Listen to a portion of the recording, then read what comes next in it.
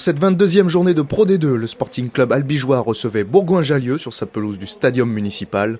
Après les décès du deuxième ligne de la section paloise Damien Fèvre et d'André Lestorte, ancien président du club béarnais, une minute de silence était respectée avant le coup d'envoi, comme sur toutes les pelouses de Top 14 et de Pro D2 ce week-end.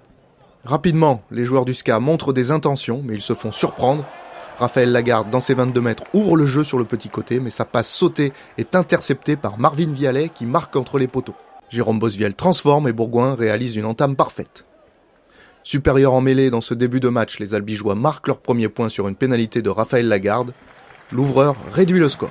Mais Jérôme Bosviel, l'arrière du CSBJ, lui répond par une réalisation à 20 mètres face au poteau. Les Bergaliens jouent libérés et sans complexe.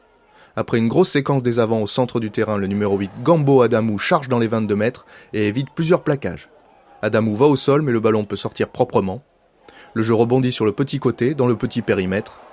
Nicolas Faure trouve Jérôme Bosviel qui donne à Marvin Vialet. L'ailier sert joliment son centre Fabien Perrin qui termine ce superbe mouvement. Jérôme Bosviel transforme le deuxième essai du CSBJ.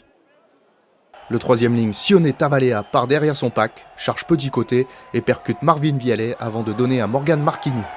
Le demi-mêlée réussit à maîtriser le ballon et marque en coin le premier essai du SCA. Raphaël Lagarde transforme en coin et réduit l'écart entre les deux équipes. Mais quelques minutes après, Jérôme Bosviel redonne 10 points d'avance au CSBJ grâce à une pénalité de 30 mètres.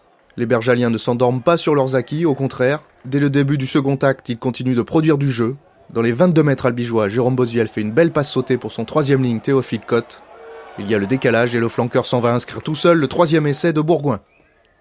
L'essai est transformé par Jérôme Bosviel. Bourgoin a le bonus offensif en ligne de mire. Et après une bonne touche sur les 22 mètres des jaunes et noirs, le môle bergalien progresse bien dans l'axe. Sur la dynamique de son pack, Nicolas Faure prend le relais, s'échappe sur plusieurs mètres et s'arrache pour marquer le quatrième essai de Bourgoin. C'est l'essai du bonus offensif pour le CSBJ. Jérôme Bosviel passe la transformation en coin.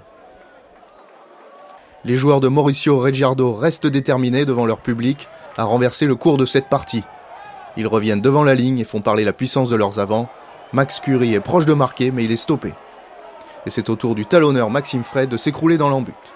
Mais M. Clavé n'accorde pas l'essai, il est refusé pour un mauvais geste de Daniel Faléafa sur Julien Janaudy. L'international tongien reçoit un carton rouge et Albi va finir ce match à 14 contre 15. Même en infériorité numérique, le SCA persévère.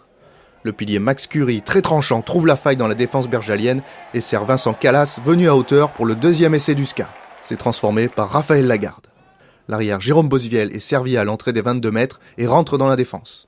Il évite plusieurs plaquages de Toméopo et de Our, rafute Shannon Rigg pour marquer entre les poteaux malgré le retour de Raphaël Lagarde. Jérôme Bosviel se charge de transformer cet essai magnifique.